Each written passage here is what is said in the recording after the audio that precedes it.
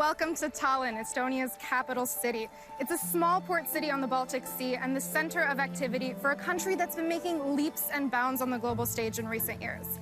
I'm on a journey to really discover Estonia. So what better place to start than its beating heart? Tallinn is where the old world meets the new. Here you'll find one of the best preserved medieval cities in Northern Europe, right next door to one of the continent's most digitally advanced urban centers. Walking through Tallinn, you can feel the different layers that history has left for us. Basically, within 100 yards, you're able to come from the medieval cobblestone streets into the modern high-tech environment. So walking down the street, you might not be surprised when you see a medieval house next to Baroque. And it is basically like a little trip through time. Today, Estonia is one of the most digitally advanced societies in the world. It's also the startup capital of Europe, with 4 times more startups per capita than the European average. Tallinn even has these cute little robots that will drive around downtown delivering everything from groceries to online shopping to fully cooked meals.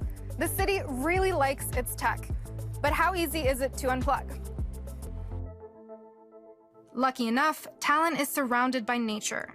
Estonia is covered in forests and wetlands. We're going into the wild to discover one of the country's most ancient landscapes, its bogs.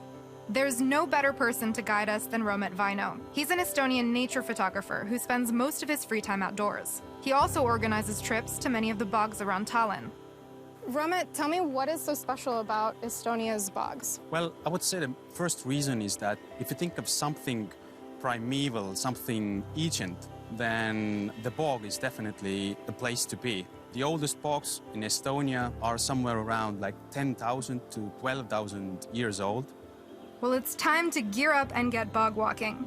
These bog shoes will keep us from sinking into the peat moss.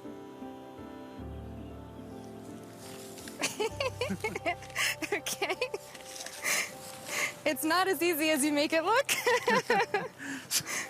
I feel like a duck.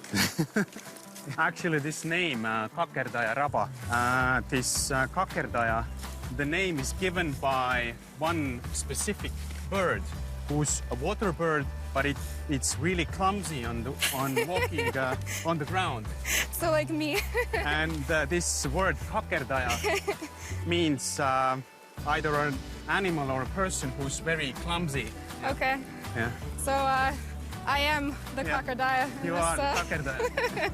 In this situation. Yeah. Is it common for Estonians who live in the city to come out and just get some air? Yeah, it has become like very, very popular in the recent years. Like 10 to 15 years ago, it was rather surprising to see people coming, for example, for a swim to the bog in the morning. But now it's almost like a rule.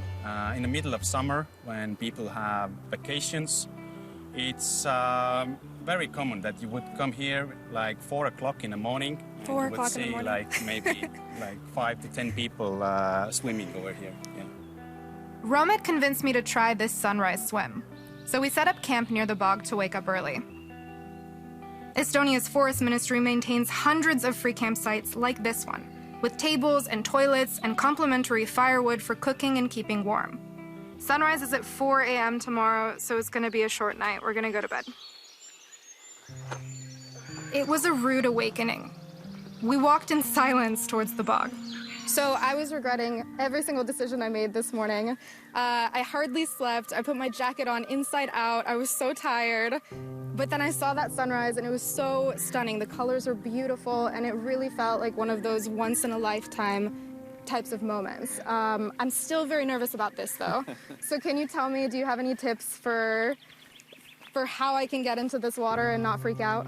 Yeah, well, there is no best way to do it.